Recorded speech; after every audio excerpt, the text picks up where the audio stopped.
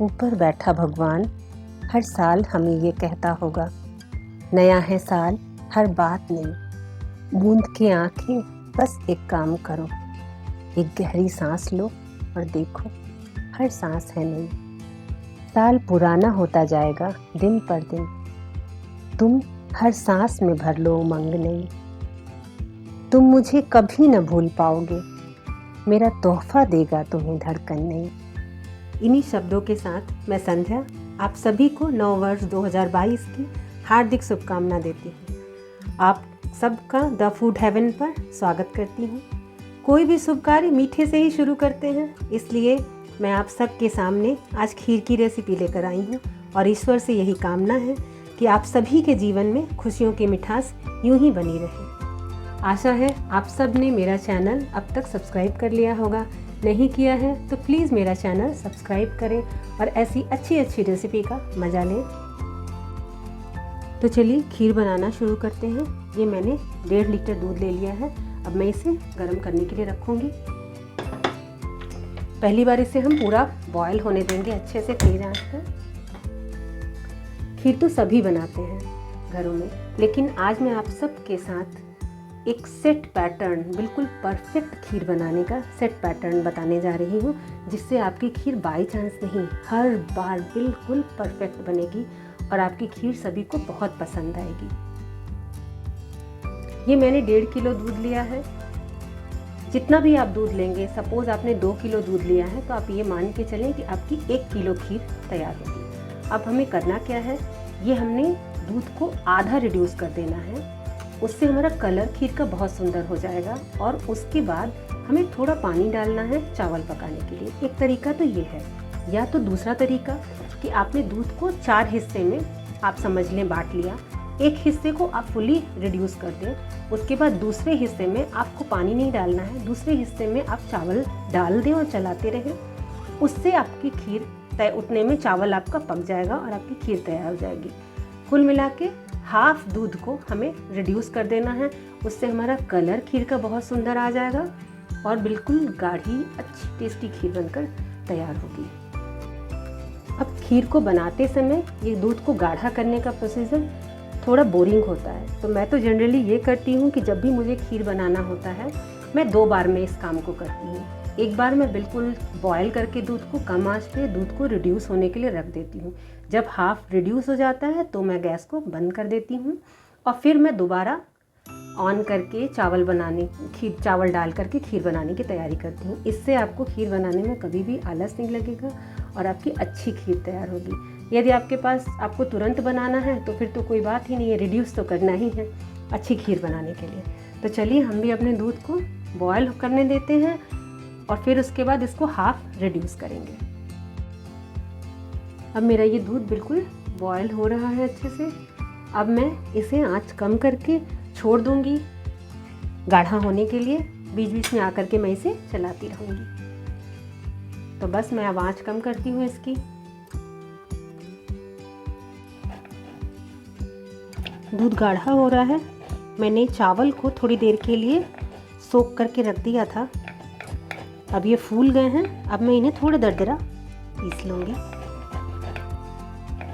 तो मैं चकला बेलन पर ही पीस लेती हूँ।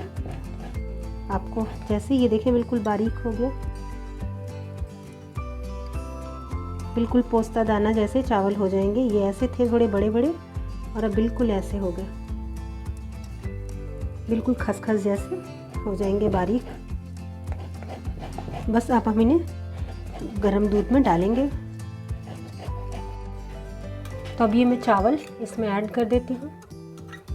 अब चावल डाल देने पर हमें ध्यान रखना है कि हमें चलाते रहना है, नहीं तो चावल लग जाएंगे नीचे से।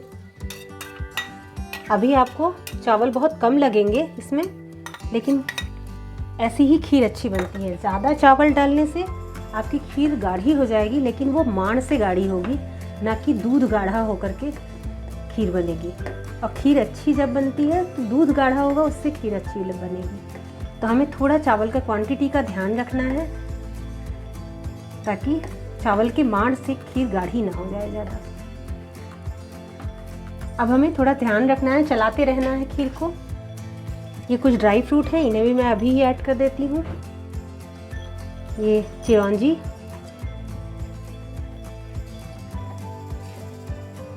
बादाम,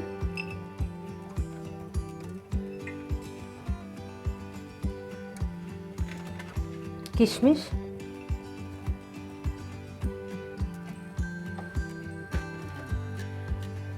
ये घिसा हुआ नारियल है,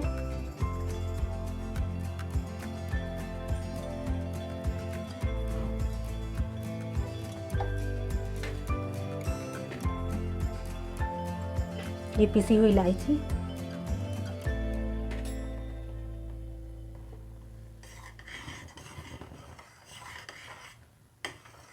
तो बस एक हिस्सा दूध मेरा गर्म हो चुका था। अब दूसरे हिस्से में ये मेरे चावल पक जाएंगे और बस फिर खीर तैयार।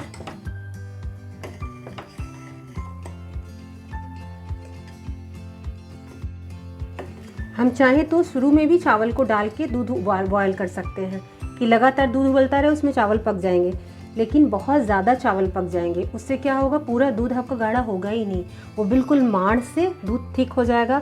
आपको लगेगा कि वो खीर गाढ़ी हुई खीर बनी है, लेकिन वो एक्चुअली वो चावल के माड़ से गाढ़ापन आएगा, वो अच्छा नहीं लगता, उससे अच्छा टेस्ट नहीं आता खीर का। तो बस अब हम उबलने देंगे। तो ये देखिए हमारी खीर बिल्कुल तैयार है। अब ये देखिए चावल के बिल्कुल छोटे छोटे दाने अभी भी अलग अलग हैं। ये अच्छा लगता है खाने में। बिल्कुल जो गाढ़ी बिल्कुल चावल जैसी खीर हो जाती है वो अच्छी नहीं लगती है। देखिए बिल्कुल अलग अलग दाने तैर रहे हैं। अभी ये रखने पर खीर और गाढ़ी होगी।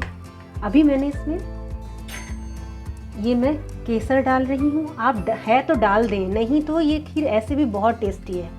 वो दूध गाढ़ा होने के कारण इतना सुंदर उसका स्वाद हो जाता है। अभी मैंने चीनी नहीं डाला है। खीर बनाते समय हमेशा इस बात का ध्यान रखें कि चीनी को शुरू में न डालें। पहला तो चावल को शुरू से दूध उबलने के समय में न डालें, एक हिस्सा पक जाए उसके बाद चावल डालें तो खीर ज़्यादा अच्छी बनती। दूसरी बात, चीनी को कभी भी पहले से खीर में ना डालें। अब ये मेरी खीर बिल्कुल पक गई है। अब मैं इसमें चीनी ऐड करूँगी। कभी भी पहले से चीनी को ऐड ना करें, क्योंकि चीनी क्वांटिटी और बढ़ाती है, पानी का अमाउंट वो बढ़ा देगी। आप फिर दूध को उबालते रहेंगे, उससे क्या होगा, चावल गाढ़ा होता जाएगा। ये देखिए खीर बिल्कुल तैयार।